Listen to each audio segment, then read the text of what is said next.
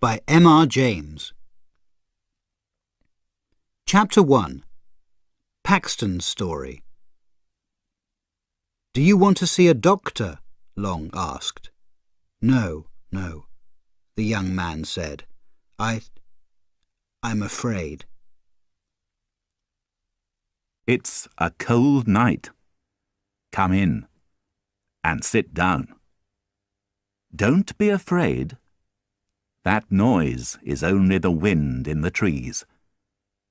Please listen to my story. It started on a dark, dark night in Seaborough. Do you know Seaborough? It's a small English town near the sea. There's a train station near it, and there are some houses and shops. There's one small hotel. The beach is good and long, but the sea is usually very cold. That isn't a problem for me. I don't like swimming. I was at the hotel there with my friend, Henry Long. It was cold that April, and there weren't many people in Seaborough. That was good for us, because it was quiet. It was a good holiday. Every day, Long and I walked near the sea. In the evenings, we liked to sit in the hotel and talk. Suddenly, one evening, there was a noise at the door. A young man opened it. "I'm sorry," he said to us. "Please excuse me." "That's okay," I said. "Come in," Long said. The young man came into the light. He was short, and he had dark hair.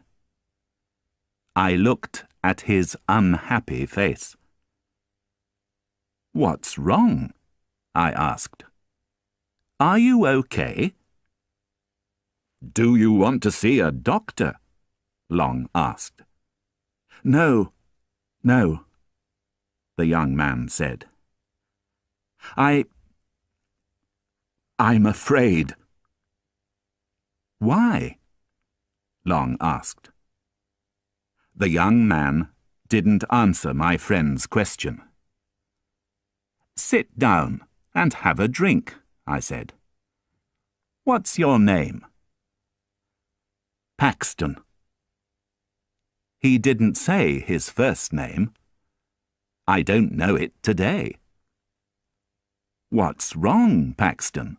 I asked. The young man looked at me and then at Long. His eyes were big, and his face was white.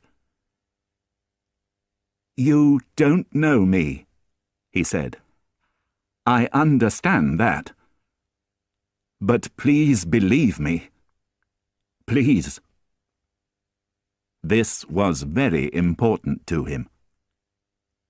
Then Paxton started his story. Long and I listened for a long time. Here is his story. Paxton was on holiday in Seaborough too. He liked old buildings, and there were a lot of them near Seaborough. One day, he went on his bicycle to a church near the town.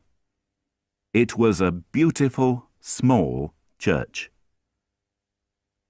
There was an old picture on it, with 3 crowns. It was very interesting, and Paxton wanted to know about it. There was an old man in the church garden. "Excuse me," Paxton said. "What do you know about this picture?" The old man put down his spade and looked at the young man. "Do you know the story of the 3 crowns?" he asked. "No," Paxton answered. "Seaburgh was always an important place," the old man said. "It is today, too. It's important because it's on the sea." "I don't understand," Paxton said. "The English wanted to protect their country from countries across the sea," the old man said.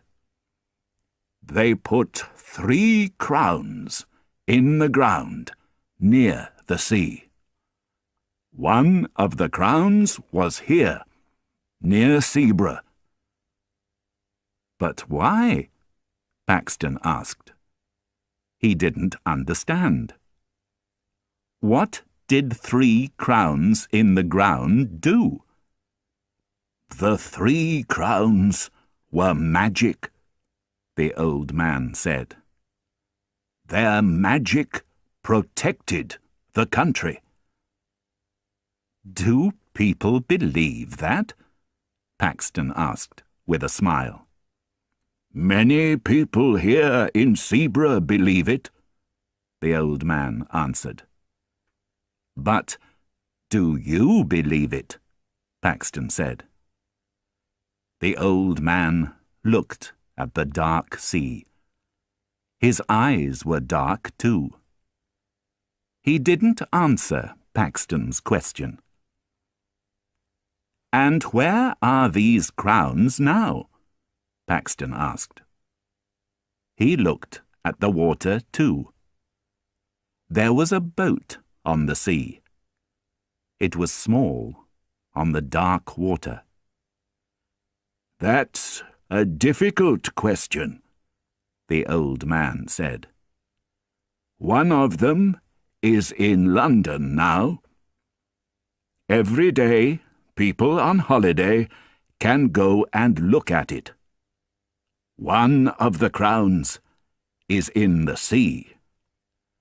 Now only 1 crown is in the ground, but its magic is working today." "Do you know about the last crown?" Paxton asked. "Where is it?" "I don't know that," the old man said. "Who knows?" Paxton said. "Only the Agers family." "Who are they?" The old man looked into Paxton's eyes. "Agers is a very old name in Seaburgh. The Agers were a family here for many years. Families come and go, but the Agers always stayed. They never moved away." "Why not?"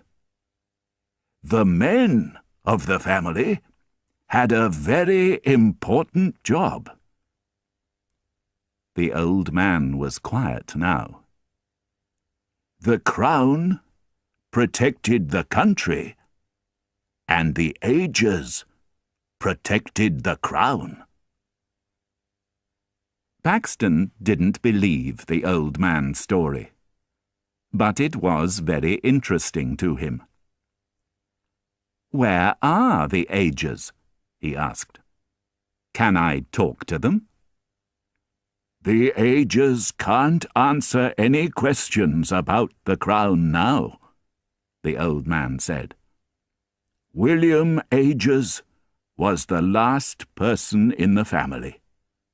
He lived near here. But he isn't talking now." "Why not?"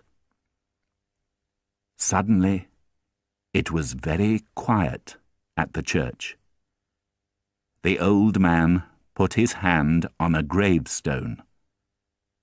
He looked at Paxton's face. His eyes were cold now. "You aren't from Seaborough," he said. "Go back to your hotel. Don't think about the crown again." "I'm sorry," Paxton started. "But—" The old man didn't listen. He walked away from Paxton and from the church. "What did I say?" Paxton asked. Only the wind listened to him. Then he looked down at the gravestone. William Agers. This was William Agers's gravestone. The man was dead. Who protected the crown now?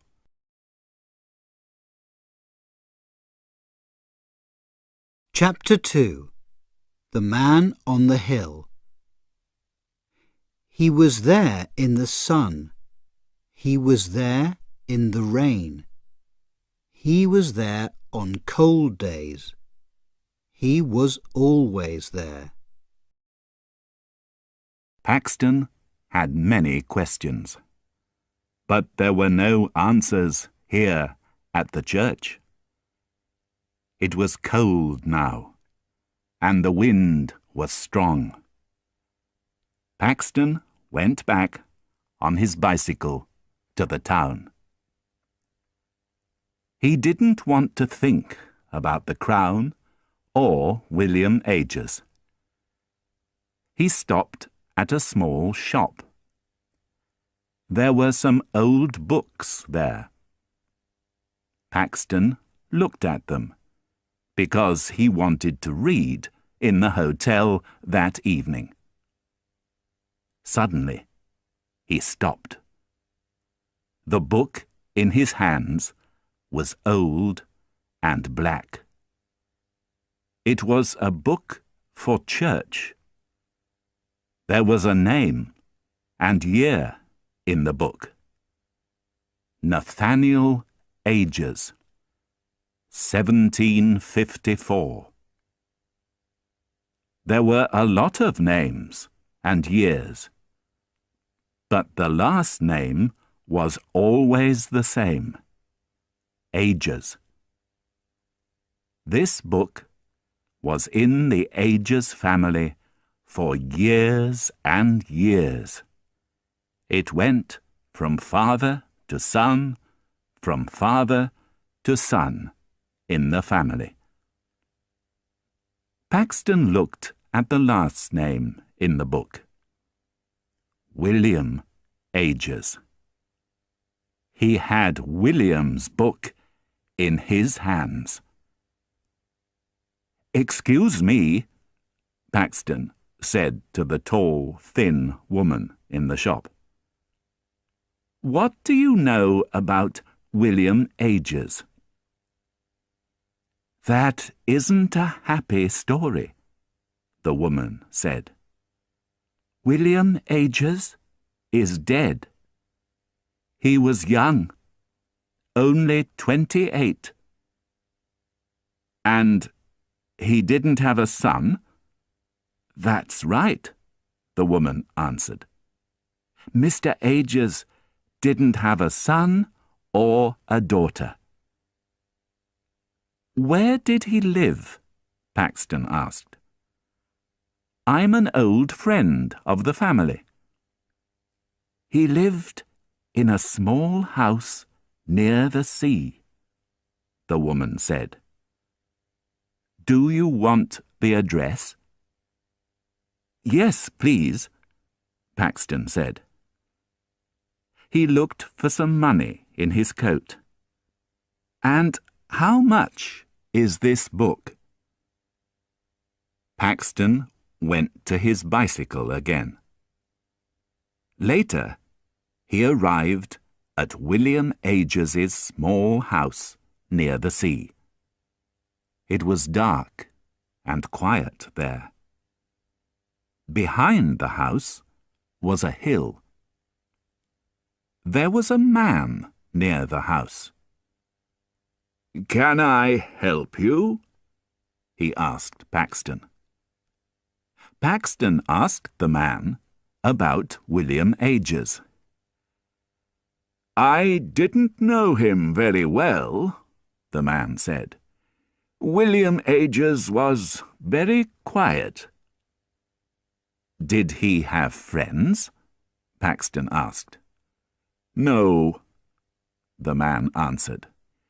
"Ages didn't like people. He was never in his house.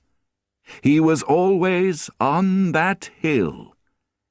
He was there in the sun. He was there in the rain. He was there on cold days. He was always there." "I understand," Paxton said. The man walked away, but Paxton didn't move. He looked at the small hill and smiled slowly. Was the last crown there? It was late now. The room was dark. Long and I looked at Paxton's white face. "And?" Long said. "Was it? Was the crown there?" "Yes, it was," Paxton answered. "But it isn't there now." "Where is it?" I asked. "It's in my room." I didn't believe him. "The crown is here? In this hotel?" I said. Can we see it?" Long asked. Paxton didn't answer. We all listened to the wind. Then he said, "Yes."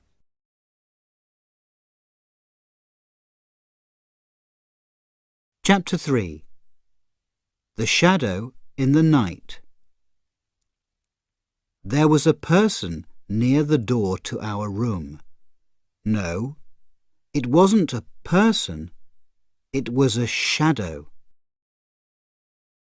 Paxton closed the door to his room quickly. Then he put a black bag on the table. "Is it in there?" I asked. Paxton didn't answer. Slowly, he opened the bag. In his hand was a black book. It was very old. Paxton opened it for us. "Can you see the names?" he said. Long looked at the names in the book. "William Ages," he said. But I didn't look at it. No. I looked at the crown in our new friend's hands. It was very old, but it was beautiful. I had a lot of questions. How old was the crown? Was it light or heavy? I moved my hand to the crown. But Paxton shouted, "No!" I stopped asking questions and looked at Paxton. "I'm sorry," he said to me. "But you don't understand my problem. I want to put the crown back in the ground." I didn't believe him. "You can't put it back," I said. "This crown is very important. Telephone the newspapers in London." "No, you don't understand," Paxton said again. His eyes were big and afraid. "Okay, let's go to our room," Long said. "We can talk about the problem there." Paxton put the crown back in the black bag. He went to the door, but then he stopped. "Wait. Go before me and look in your room," he said. "Please." "But why?" Long said.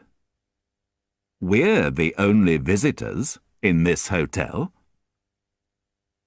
But then we remembered the crown in Paxton's black bag. I opened the door, and we looked left and right.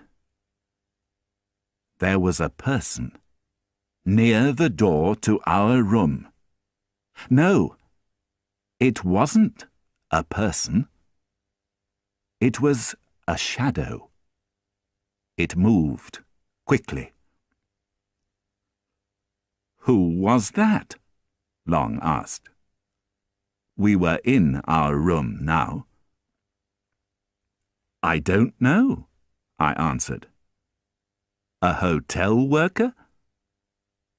"No, it wasn't a hotel worker," Paxton said. He finished his story for us. Paxton went back to the hotel from William Ages's house that afternoon. In his room, he looked at the Ages's book for a long time. Then he closed the book and went down for some food. Later, he went back to the room. The book was open at William Ages's name. Paxton was afraid. But that didn't stop him. He went to the hill again with his spade. It was dark now, but he didn't stop working. Suddenly, there was a noise. Was it the wind? Paxton looked behind him. Was there a man in the trees? A dark shadow? No, of course not.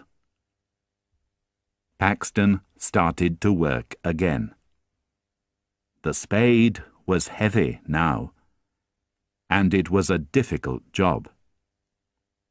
He wanted to sleep, but he wanted to find the crown too.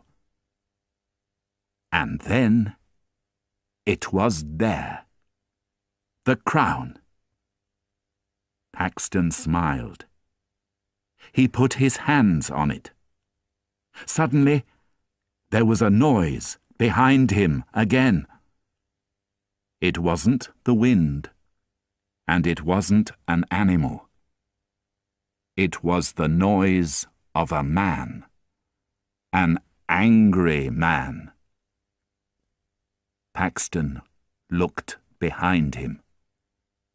Again, no man was there. But wait. Did a shadow move? Paxton didn't know. But he was suddenly very afraid. He quickly put the crown in his bag and started to go back to the hotel. But now, the shadow was with him. It was always behind him. Paxton looked back, and the shadow always moved quickly away, But then it came back. Sometimes it was near him, and sometimes it was far away. Paxton was very afraid. Who, or what, was the shadow? And what did it want from him?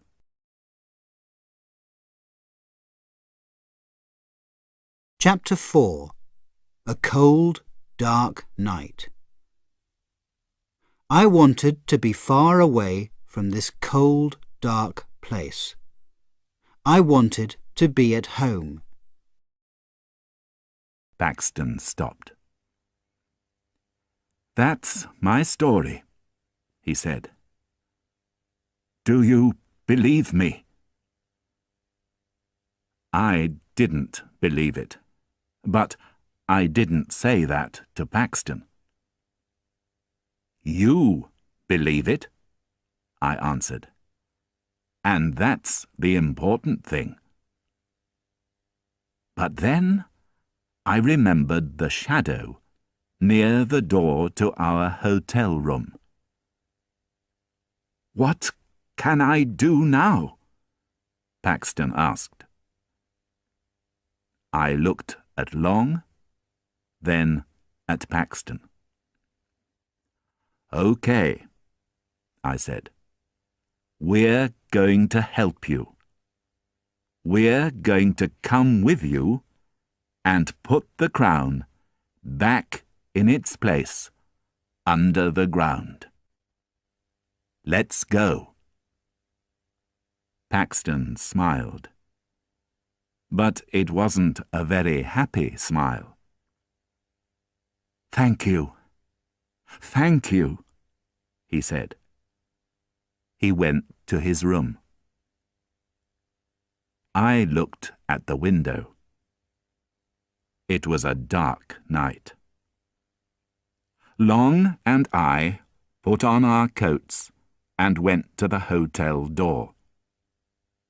Paxton was there in front of the hotel. He had the black bag and the spade in his hands.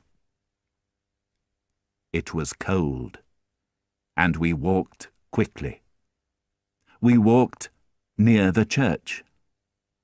I put my head down and didn't look up. I didn't want to see the gravestone of William Agers that night. "Are we near the place?" Long asked. My friend Henry Long likes walking, but he doesn't usually walk very quickly. "Yes," Paxton answered. Suddenly, I looked left. "What's that?" I said. "What did you see?" Long asked. "There's a man. He's watching us from those trees. I know it."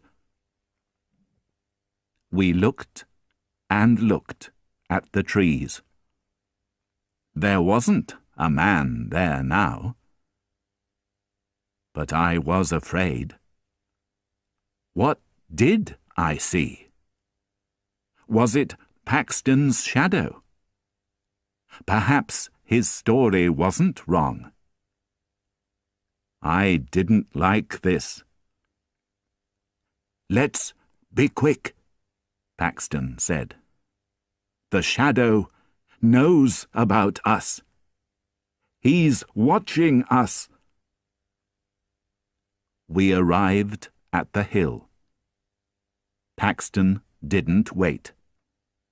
He started to work with the spade. Long and I only watched. "Can I help now?" I said to Paxton. But he didn't stop. "This is my job," he said. Then he said to us, Give it to me." We put the bag on the ground near him, but we didn't open it. Paxton did that. I looked at the crown for the last time in Paxton's hands. He finished the job quickly. "Is it in the ground?" I asked him. "Yes." I smiled. But Paxton didn't smile. "Let's go back to the hotel," Long said. "It's very late, and our beds are waiting for us." We started to walk down the hill. Suddenly, Long said,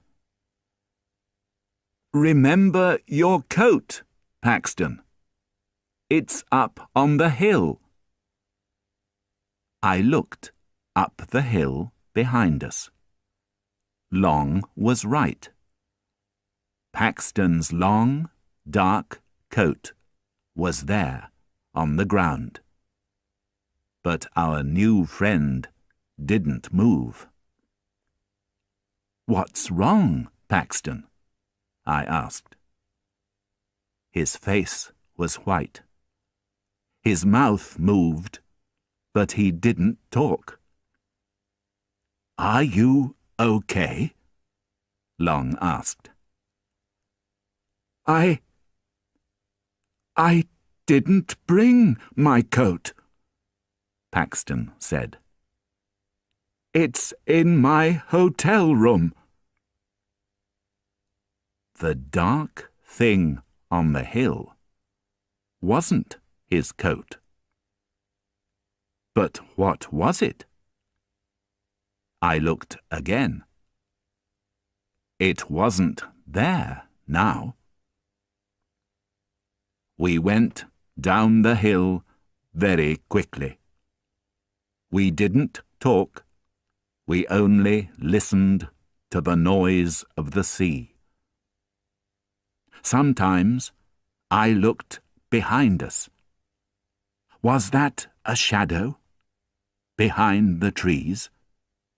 Did a shadow move in the church garden?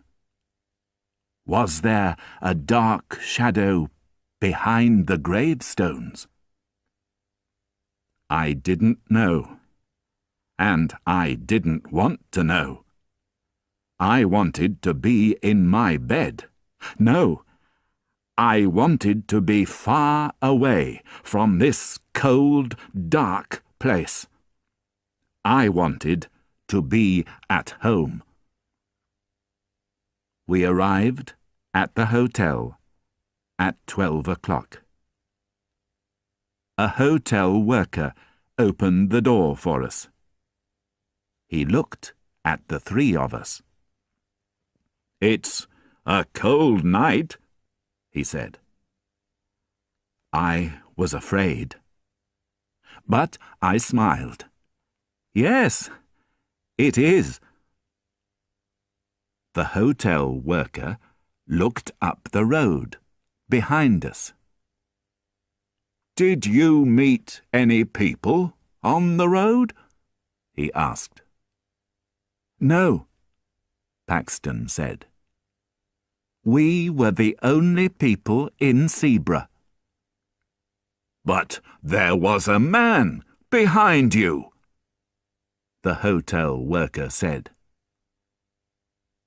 Paxton looked back into the night with big eyes. The shadow wasn't there now. The three of us went to our room. Paxton went to the window. "It's okay now," I said to him. "The crown is in its place again. You're not in danger now." Paxton's eyes stayed on the night. "Perhaps," he said. He went to the door. He said, "Thank you," to Long and me. And then he went to his room. "Good night," I said. "Sleep well."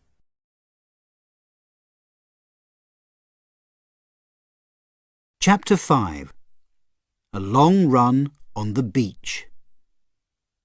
Long and I started to run. It was difficult on the beach, but we didn't stop. I don't know about Paxton, but sleep didn't come to me for a long time that night. And then I didn't sleep well. It was a long, long night. I opened my eyes in the morning and went to the window. The sun's light came into the bedroom. It was late. I looked at the trees. It was a beautiful April day. I washed and went down. Long was in a big chair with his newspaper and some coffee. "Do you want some food?" he asked. "Yes." A man was at our table. It was Paxton. "How are you today?" Long asked. "I'm okay," our friend answered. "Did you sleep well?" I asked. "Yes, thank you. I didn't see the—" He stopped. "There wasn't a problem all night." "Good," I smiled. "Long and I are going for a walk this morning. Please come with us." "No, thank you," Paxton answered. "I want to stay in the hotel this morning. I'm going to write some letters." "This afternoon?" Long said. "Yes, thank you." "Good, good. Let's meet at 3 o'clock, Long said. "Come to our room." We said goodbye to him. Long and I had a good morning. Then we had some food in a cafe in a town near Sebra. "I like this," Long said. "We can have a good holiday again." "It's 2:30, I said. "We're meeting Paxton at the hotel at 3 o'clock. Paxton was at the hotel. He had a book in his hands, and there was a smile on his face. "Did you have a good morning, Paxton?" I asked. "Yes, thank you," he said. "I did." Long and I wanted to wash. Paxton waited for us. I went down again quickly. But Paxton wasn't there. Only his book was on the chair. Long came down too. "Where's Paxton?" he asked. "I don't know," I said. "Perhaps he's in his room." But there was no answer at Paxton's door. We looked in the hotel garden, but Paxton wasn't there. I was a little afraid now. A hotel worker came to us. "You're here," she said. "Yes," I answered. Why did you say that? Mr. Paxton isn't here, she said. He wanted to see you and Mr. Long. You were in front of the hotel. You shouted to him. He said, We didn't shout to him. We were in our room. We didn't shout to Paxton. Who did? I was very afraid now. Paxton, I said. He's in danger. In front of the hotel, we looked for our friend. I can't see him, I shouted. The hotel worker was at the door behind us. He went to the beach, she said. He wanted to see you and Mr. Long. Thank you. Long and I started to run. It was difficult on the beach, but we didn't stop. There! I can see him, Long said. There was a person on the beach, but he was far away. We shouted again and again. Paxton! Come back, Paxton! We're here! But there was a lot of noise from the wind and the sea. Paxton didn't hear us. What's he doing? I don't know. I can't see from here. Look at this, Long, I shouted. There were footprints on the beach from Paxton's shoes. And look at this. This was a footprint too, but it wasn't Paxton's. But what's wrong with it? Long asked. This person didn't have shoes, I said. Was it a person? Long said. Perhaps it was an animal. The footprint was very thin. I didn't answer. A name came into my head. William Agers. But William Agers was dead. Quick!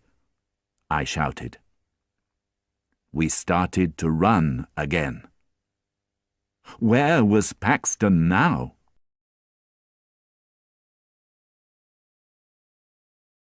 Chapter 6. The Dead Man by the Sea. I don't remember my time at the police station very well. Only questions, questions, questions. We arrived at a tall, old building on the beach. Long and I started to go up it. Where is he? I asked Long. Long opened his mouth, but he didn't answer. There wasn't time. Suddenly, there was a noise. It was a person. A shout. But where did it come from? Who's that? I shouted. We looked down. No! I shouted. There was a man on the ground. It was our friend Paxton. He didn't move. His dead eyes looked up at us. I looked at the dark sea. Paxton was right, I said. He did it. Who? Long asked. I don't understand. Aegis protected the crown. He was dead, but he protected the crown. But how? Long said.